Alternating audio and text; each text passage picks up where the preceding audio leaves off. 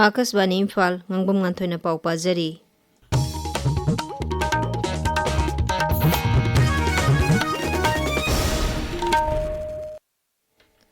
Rajapal Ajay Kumar Bhalana 13 suba Manipur State Film Award 2015 yenthokre. Imphal gi Manipur State Film Development Society MSFDS ki Palace Auditorium da ngasi pangthokiba thoram amada Manipuri cinema na lawriba thodang bu sakhangduna Rajapal na MSFDS Lifetime Achievement Award asi Dr. Arambam Lokendra da khusinakibani. District Election Officer Thobal Yumnam Robita na hairi Hauzik chathariba Special Intensive Revision gi makhada hayengdagi Boot Level Officer singna yum da chatuna enumeration form yenthokpa horagani. Masida Thobal Jilla da leiba miyamna mateng pangbiyu. Hiram asiga mari lenana ngasi Deputy Commissioner gi Conference Hall da pangthokiba pawgi mifam amada Deputy Commissioner su oiribi District Election Officer Yumnam Robita na hai hayengdagi hagodoriba enumeration form yenthokpa sida miyamna BLO singda mateng pangbiduna imung khudingi voter chanba yarba voter sing form lobiraga mention biduna BLO singda khusinnabiyu. Indian Institute of Information Technology Senapati gi mangarak suba convocation Imphal gi Mantri Pukhrida leba Triple IT City Campus ki Swami Vivekananda Auditorium da pangthokre.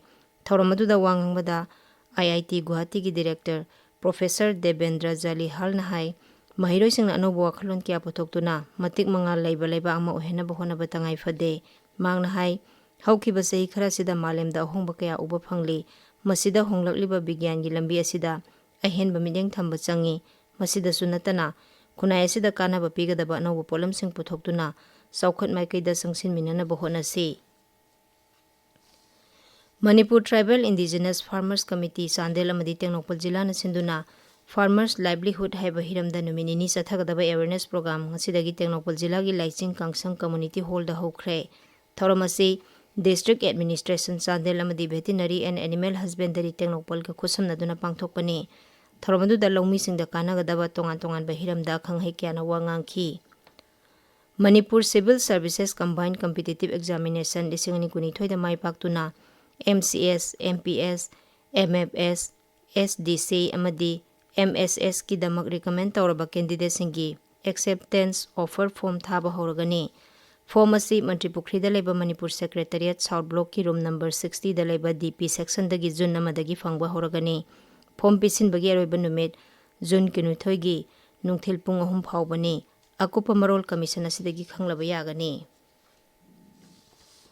Raija sida miyabu masam ofana lainabagi pandamda Assam Rifles na sinduna ngasi Kangpokpi amadi Tengnokpal Jilla da yoga gi session sing pangthokre. Assam Rifles ki pauna hai lakadoriba 12 suba International Day of Yoga palan tharonga mari lenana lep palaitana pangthoktuna lagliba 100 day run up ki saru ama oina tharom sing adu pangthokibani. Kangpokpi Jilla gi Waroiching base ta pangthokiba tharom amada mafam adugi lanmi singda haksang sajel amadi awareness drive chathaki. Tengnokpal Jilla gi Kwatha da su thauromasi pangthokhi. Manga suba MNCA Women Senior One Day Trophy 2015 ngasi sanakiba league match ta thau thangmai banna ESU Wangkai Palace Compound Buran chani 13 ta thoikhre. Atopa match amada Sedo thangmai banna Aksdo Khangabokpu run marfudar homdoi da thoikhi.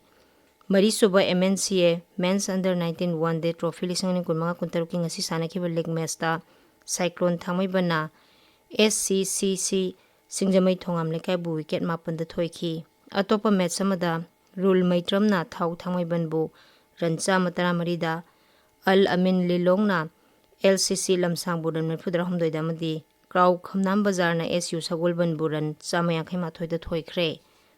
Amarom da manga suba MNC Under 14 One Day Trophy 2015 ngasi sanakiba semi final match ta KSDO Kiamgaina PTRC Patsoi Buran Merputareta Thoikre.